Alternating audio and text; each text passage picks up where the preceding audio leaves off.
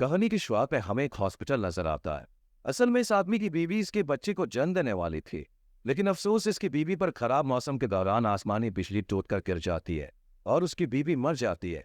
लेकिन डॉक्टर उसके बच्चे को बचा लेते हैं। यह बच्चा नॉर्मल नहीं था, बल्कि इसे रेयर जेनेटिक डिसीज होती है, जिसे अल्बिनिज्म कहते हैं। इस बीमारी में शरीर की पिगमेंटेशन खत्म हो जाती है, जिस वजह से शरीर सफेद हो जाता है। यह आदमी अपने बच्चे को ही मनहूस समझता है, क्योंकि इसे लगता है कि बच्चे की वजह से ही उसकी बीवी की डेथ हुई है, इसलिए वो इस बच्चे को यहीं छोड़कर चला जाता है। जब एक घर में बूढ़े आदमी की डेथ हो गई थी, इसलिए यहाँ पुलिस छानबीन करने के लिए जाती है। इस केस को डब बर्नम नाम का पुलिस अफसर देखता है। छानबीन के दौरान डब बर्नम को इस बूढ़े आदमी के घर पर कुछ ऐसा दिखाई देता है, जिसे देखकर डब की आंखें भी खुली की खुली रह जाती है।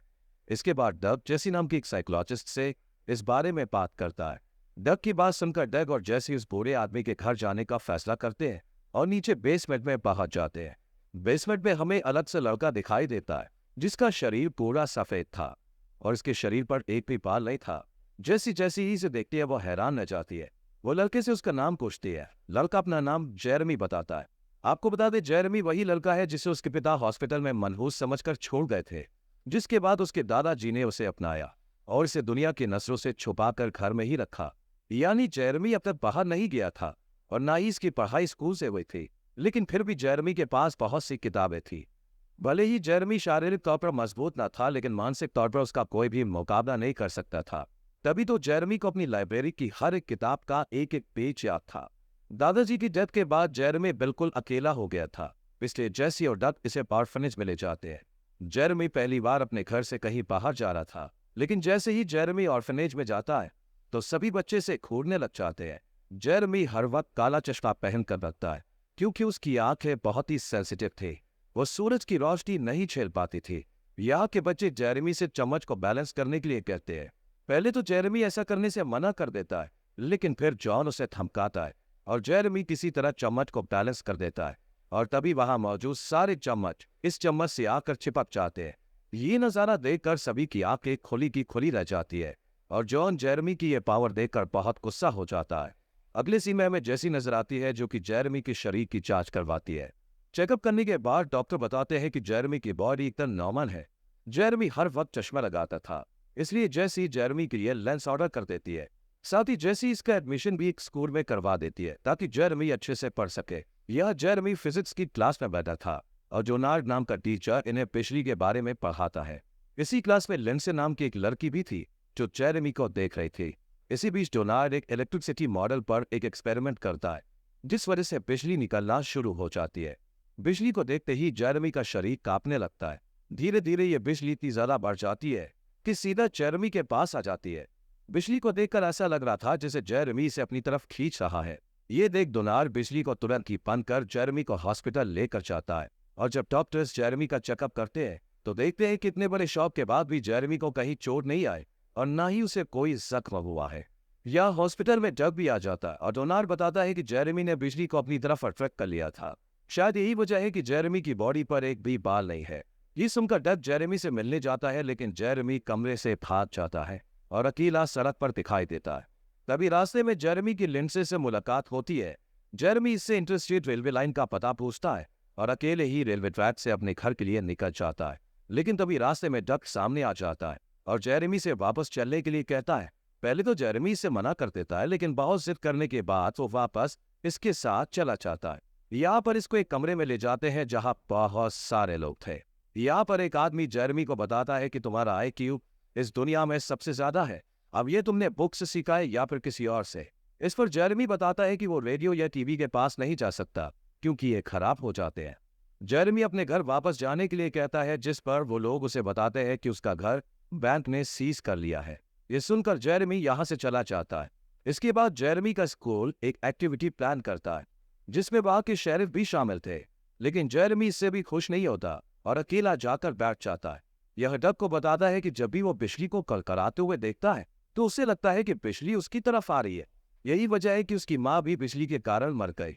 अगले दिन डंकन एक हिरन को मार देता है और इस बात को किसी को भी बताने से मना कर देता है।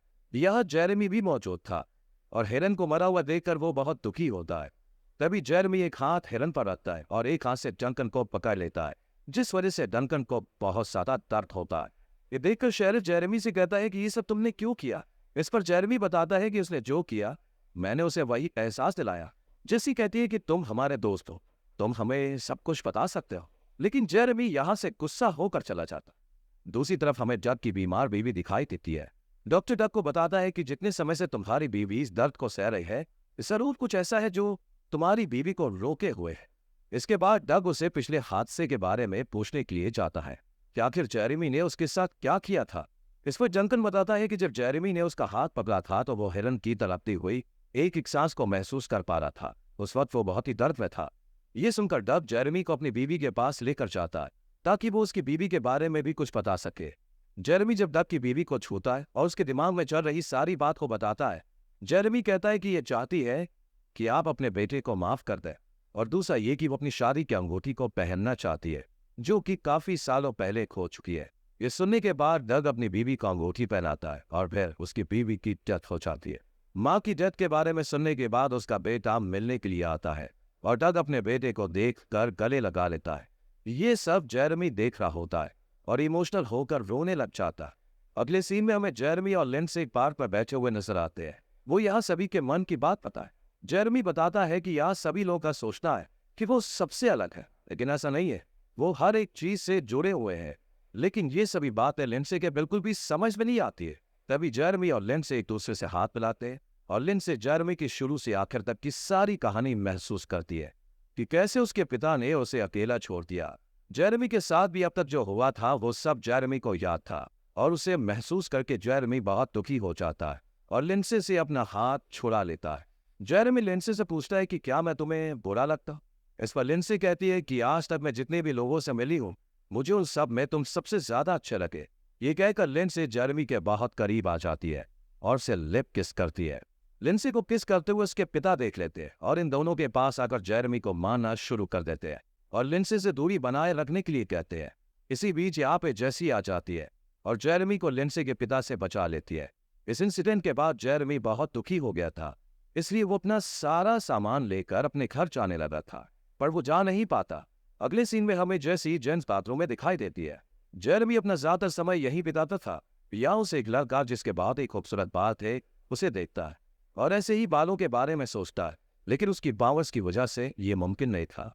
जेरेमी को जॉन देख लेता है और उसे तंग करना शुरू कर देता है और जॉन जेरेमी को परेशान करने के लिए उसका हैट छीन लेता है और अपने सर पर लगा लेता है।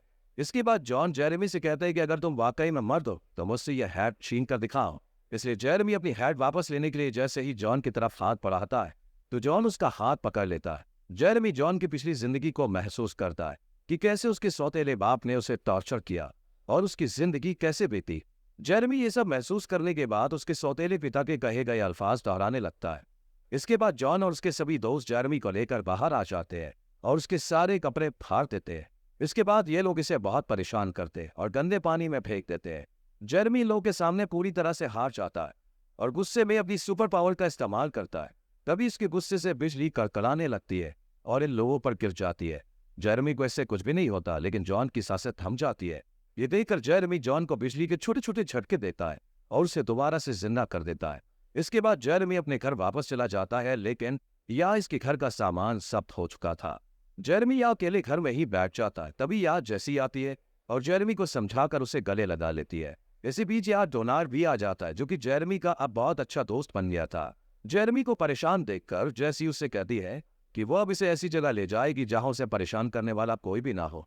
जैसे ही ये लोग बाहर निकलते हैं पुलिस वहां जेरेमी को गिरफ्तार करने के लिए आ जाती है, क्योंकि पुलिस को जॉन के इंसिडेंट की खबर लग चुकी थी। लेकिन यहाँ डग जेरेमी को बचा लेता है और जैसे ही पुलिस अफसर पुलिस स्टेशन में उसके रिपोर्ट करने के लिए फोन करते हैं तो डग उसका वॉकी टॉकी फेंक देता है। इसी बीच मौसम बहुत खराब हो जाता है और जेरेमी भागने लगता है। यह देखकर डंकन भी जेरेमी के पीछे पीछे भागने लगता है और इसके पीछे सभी लोग भागना शुरू कर देते हैं। लेकिन जेरेमी बिजली की गिरफ्त में आ जाता है और गायब हो जाता है। ये लोग अफसोस से ज्यादा खुश होते हैं क्योंकि जेरेमी अब उस जगह पहुंच गया था जहां उसे होना चाहिए था और फिल्म यहीं पर खत्म हो जाती है।